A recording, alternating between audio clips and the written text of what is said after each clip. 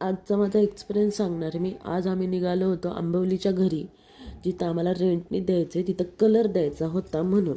आणि आम्ही लिटरली बदलापूरपासनं आंबवलीला 15 ते 20 किलोमीटर ड्राईव्ह करून गेलो. आणि तिथे इतकं ट्रॅफिक उल्हासनगरला काय सांगावं, की आम्ही शॉर्टकट घेऊन मी गुगल मॅपप्रमाणे तिथनं गेले.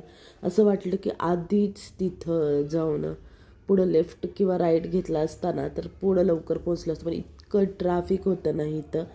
आणि आम्ही एवढ्या ट्रॅफिकमधून पलीकडे गेलो आणि लिटरली काय सांगू मी तुम्हाला, की ना तिथे पोचल्यानंतर जे काही झालं ना, अर्ध्या रस्त्यात आम्ही गेलो आणि एवढं ट्रॅफिक.